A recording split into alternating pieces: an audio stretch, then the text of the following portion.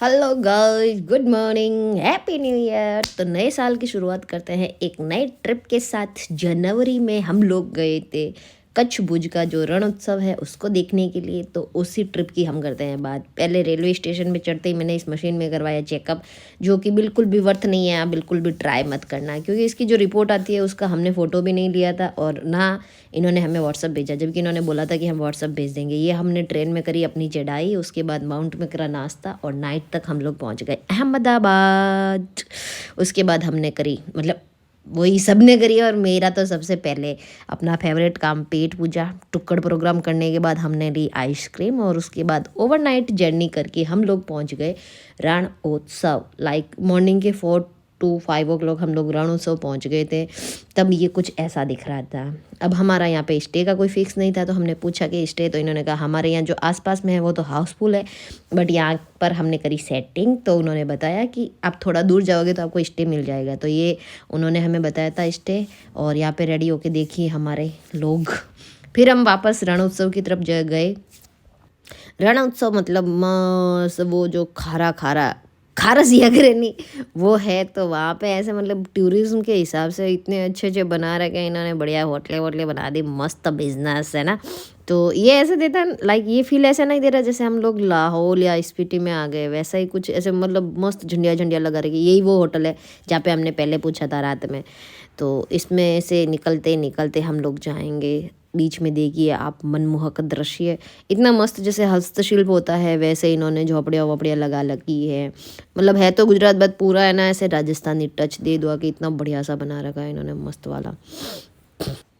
ये हमारे 2025 का पहला ट्रिप है, फर्स्ट ट्रिप। आप कमेंट में ये ज़रूर बताना कि आपने पहला ट्रिप कहाँ पे किया था।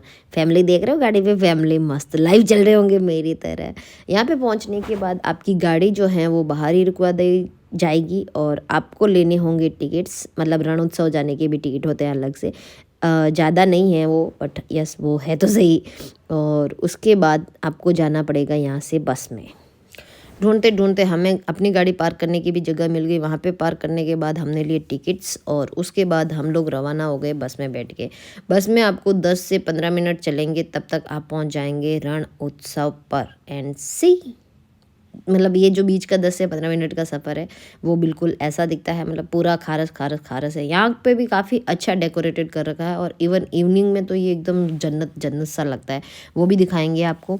तो ये जर्नी करके हम लोग पहुँच गए रण उत्सव में। ओ माय गॉड, क्या तो वो जगह थी, मतलब मस्त जगह थी। बट हम लोग ओवरनाइट जर्नी करके आए थे, ब्रेकफास्ट और खाने पीने का भी कुछ था नहीं। यहाँ पे खाने पीने का कुछ नहीं मिलता, तो हमने बहुत ही कम फ़ोटो वीडियोज़ लिए और हम लोग वापस ऊँट पे बैठ के बीच में जो पॉइंट आता है जहाँ हमारी गाड़ी पार्क थी वहाँ पे आ गए।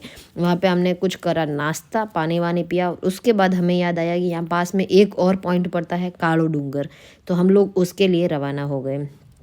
चलते चलते हमें बज गए थे दोपहर की 2, तो हमने कहा कि चलो अपना फेवरेट प्रोग्राम, मेरा फेवरेट प्रोग्राम टुक्कड़ प्रोग्राम तो कर ही देते हैं। तो बीच में हम लोग रुके थे टुक्कड़ प्रोग्राम के लिए, और उसके बाद ये पहुंच गए हम पे कालो डूंगर। यहाँ पर पहुंचने के बाद हमें बिल्कुल गुजराती रंग में रंग दिया गया, और see this is our final look.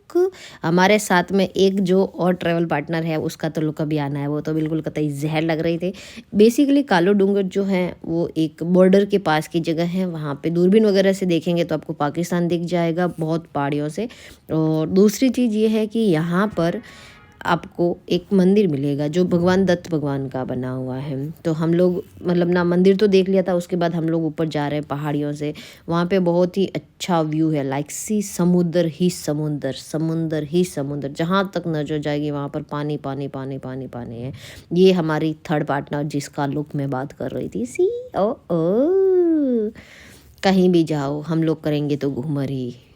यहाँ पर अच्छे खासे फ़ोटो वीडियो लेने के बाद हम लोग वापस रवाना हो गए रण की तरफ, क्योंकि हमें नाइट का व्यू देखना था। और हम लोगों ने वहाँ पे अच्छे फ़ोटो वीडियो लेने लिए भी नहीं थे, तो हम लोग ऐसा चाह रहे थे कि हम लोग सनसेट तक पहुँच जाए। अभी थोड़ी देर बाद में इतनी इंटरेस्टिंग घटना आने वाली, आप लोग कहेंगे हैं ऐसा भी होता है, बट यू विल सी।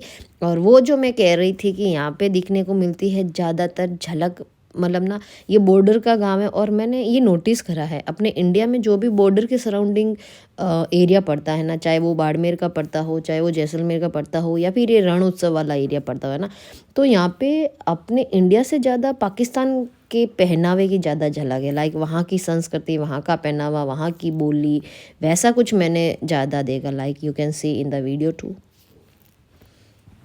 वो जो मैं इंटरेस्टिंग घटना की बात कर रही थी वो एक्चुअली ऐसा है कि हम लोग ऐसे गाड़ी लेके निकल ही रहे थे, तो हमने देखा कि एक जगह पे बीच में जहाँ पे चारों तरफ रेत रेत रेत रेत है, मतलब खारस जैसा ही है, यहाँ पे तो ज़्यादा आबादी तो है नहीं।